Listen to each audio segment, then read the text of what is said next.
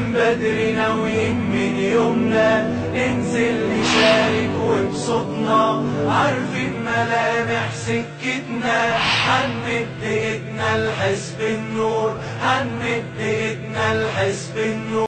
ومع مسك الختام ومع كلمة الختام ومع الوالد والمربي فضيلة الشيخ شريف الهواري عضو مجلس شيوخ حزب النور، فليتفضل مشكور. شيخ شريف يا هواري، شريف يا هواري، احنا شباب الدعوة يا غالي، احنا شباب الدعوة يا غالي، احنا شباب الدعوة يا غالي، احنا شباب الدعوة يا غالي. حزب يا حبيبي. السلام عليكم ورحمة الله وبركاته. بسم الله والحمد لله والصلاة والسلام على رسول الله وعلى آله وصحبه ومن والاه. أهالي العمرية الكرام، أهلي وعشيرتي، إخواني وأبنائي وجيراني، وسام على صدري وصدور إخواني هذا الحضور الكريم وهذا الاستقبال الطيب للضيوف من دائرة برج العرب، قرى مريوط، قرى البنجر، قرى النهضة، زاوية عبد القادر، الساحل. شرفتمونا وآنستمونا وأدخلتم علينا الفرحة والسرور. أنا لا أريد أن أخوض في التفاصيل، لكنني أتيت خصيصا لكم من مؤتمرات أخرى لأشعركم بالمسؤولية، لأحملكم الأمانة. الله الله في مصر، الله الله في مصر، الله الله في مصر. مصر محاربة، مصر مستهدفة، الباطل يمكر بها يكيد لها. مصر تتخطف من ناحيتين من النقيضين، فريق بقيادة رأس المال الذي أخذ من دماء المصريين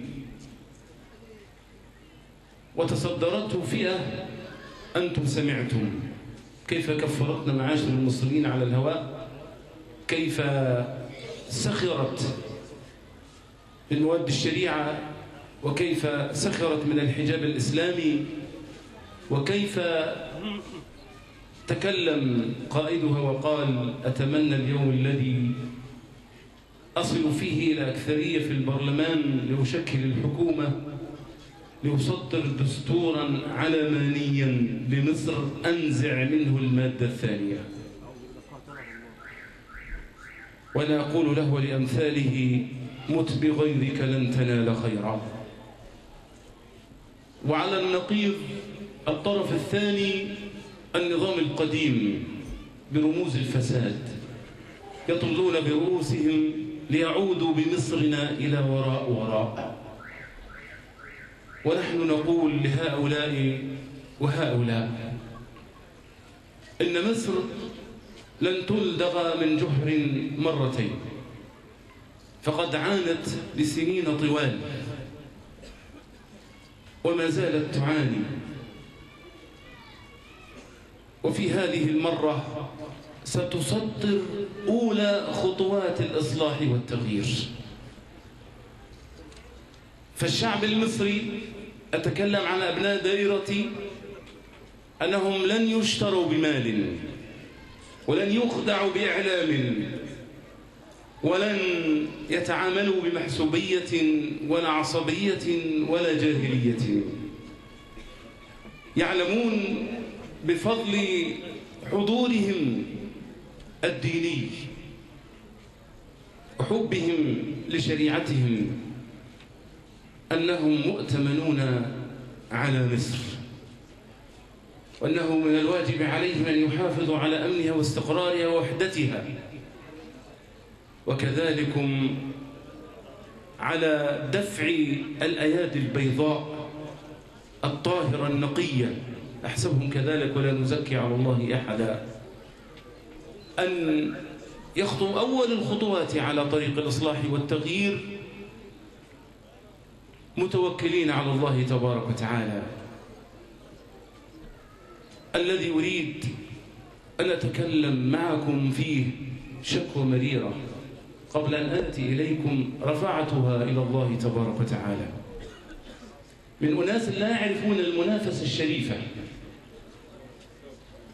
ظنوا أنهم بالأموال وعن طريق الإعلام وهذه الحملة الجائرة التشهير والتشويه والكذب والتدليس والتزوير وقلب الحقائق يستطيعون أن يخدعوا الناس.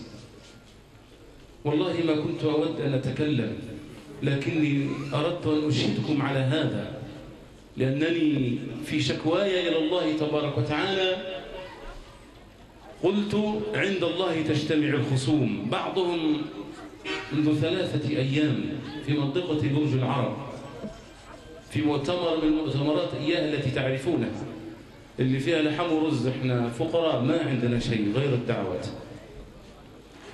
يقول للناس لا تنتخبوا حزب النور، قد يقبل منه هذا، هو منافس قد يعذر في ذلك، لكن أن يدلس، أن يلبس، أن يتهمنا بما ليس فينا والله لن أسامحه أبدا. يقول إذا انتخبتم حزب النور ستأتيكم الرايات السوداء والدواعش وستكفرون وتفجرون. نحن الذين نفعل ذلك، نحن اتحسبنا عند الله عز وجل أننا نواجه فكر التكفير والعنف والأفكار المنحرفة وبكل قوة وبلا هوادة، وما زلنا وسنستمر. من الذي كشف عن حقيقة داعش غيرنا؟ من الذي حذر من تكفير المجتمع؟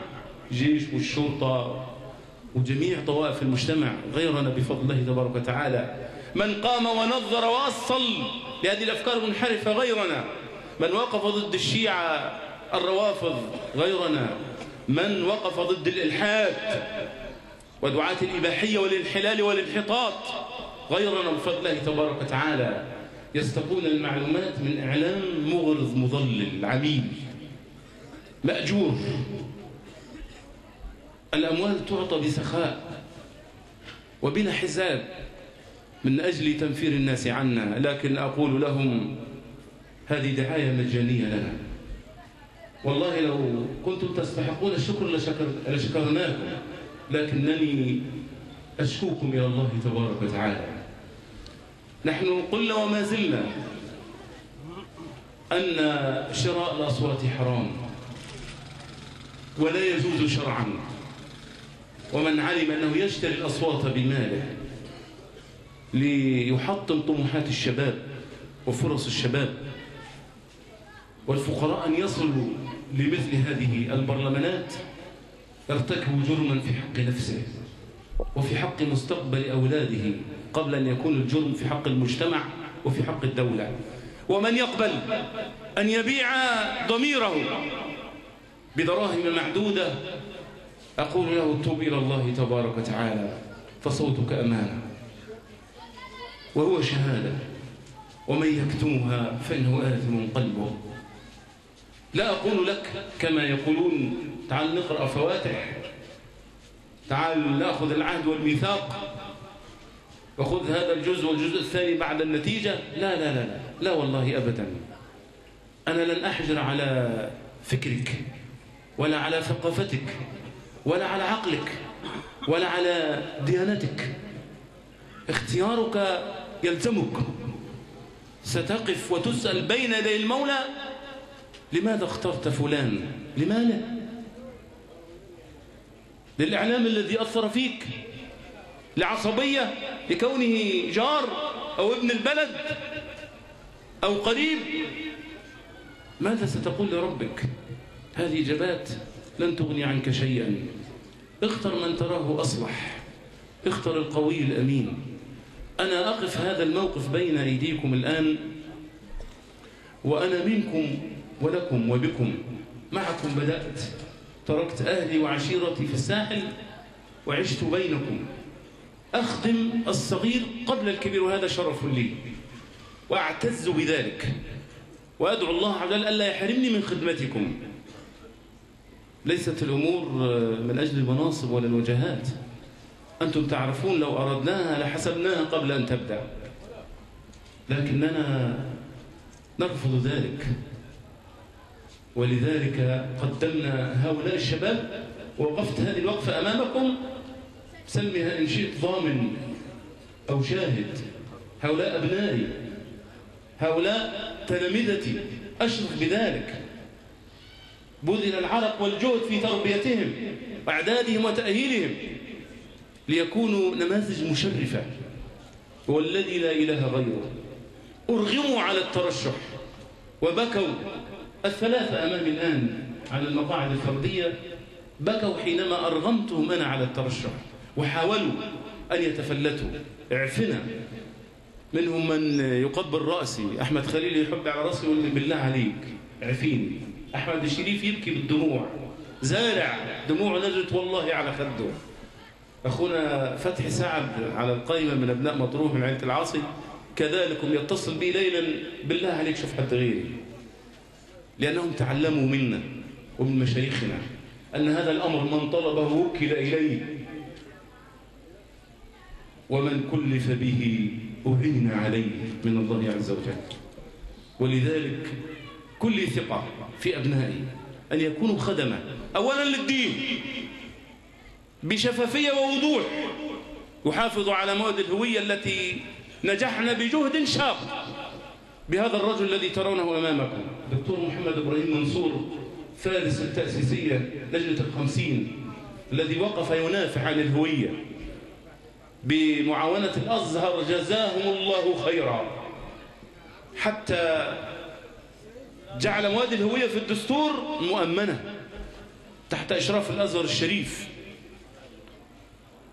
والذي منها كما في الديباجة التي يجوز لا يتجزأ من الدستور أن المشرع القادم يعني مجلس الشعب ملزم بتنقية كل القوانين السابقة مما يخالف الشريعة الإسلامية، وملزم بعدم سن أي قانون جديد يخالف الشريعة الإسلامية، بفضل التعريفات التي نجح في ضبطها بالألفاظ المحكمة لكونه يتعلم على يد المشايخ وربي على أيديهم.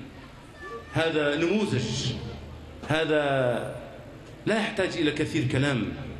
لذلك أقول المكاسب التي حصلناها تحتاج إلى من يفعلها، وإلا فالطابور الأول الذي ذكرت لكم يريد طمس مواد الشريعة من الدستور وعمل دستور علماني جديد، ورموز الفساد لا تفكر لا في دستور ولا في سنون، لا تعرف هذا لا من قريب ولا من بعيد. همها غير هذا المعنى، الرجوع بالدولة للرموز القديمة مرة أخرى إلى وراء. لكن هؤلاء بإذن الله تبارك وتعالى سيكونون حراس لمواد الشريعة، وسيكونون عوامل وأدوات لتفعيل مواد الشريعة.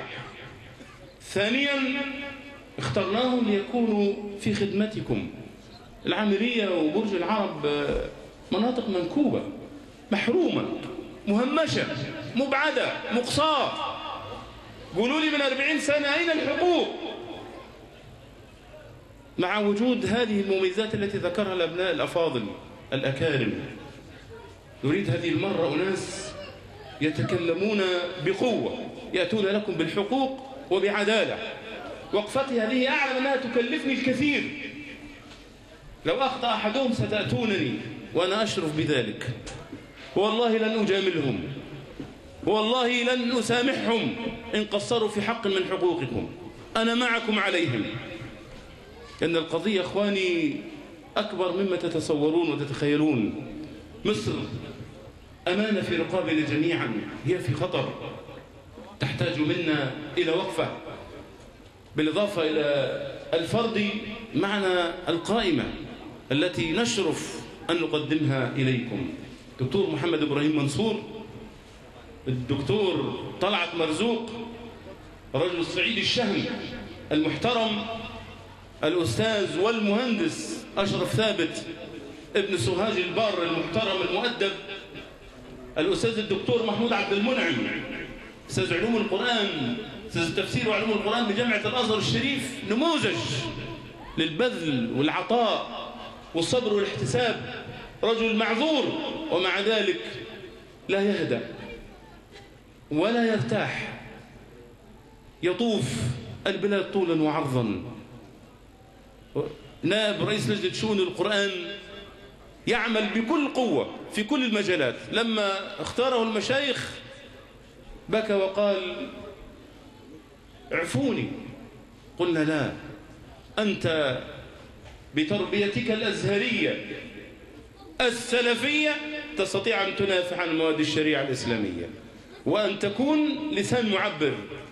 أخونا فتحي سعد الجنيشي ممثلا عن مطروح، أستاذ نادر بكار، أسماء كثيرة جدا جدا، حتى من يمثل الأقباط معنا الأستاذ نادر الصيرفي، يعني كما سمعتم من الشباب وقف في بعض المؤتمرات بأعلى صوته يقول أنا أحترم العقد الاجتماعي بيننا كمصريين اللي هو الدستور الذي ينص أن في مادته الثانية أن الشريعة المصدر الرئيسي للتشريع، يقول أنا ملتزم بهذه المادة وأنا أنادي بتطبيق هذه المادة.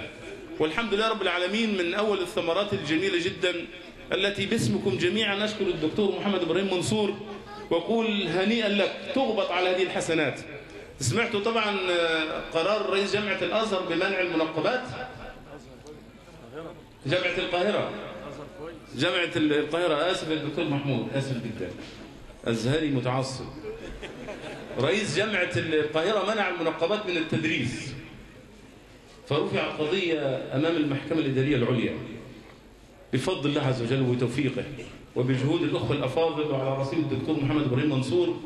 حكمت المحكمة ببطلان هذا القرار واستندت في الحيثيات، بالراحة بس اسمعوا الحكي، واستندت في الحيثيات أن هذا القرار يخالف المادة الثانية من الدستور. الله أكبر، يكفينا هذا شرفا وفخرا.